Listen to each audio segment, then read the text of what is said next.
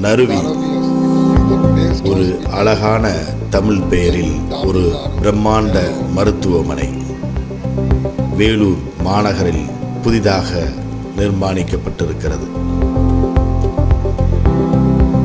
வேலூரில் நன்கறிந்த ஜிவி சம்பத் என்கிற தொழிலதிபர் இந்த மருத்துவமனையை நிறுவியிருக்கிறார்.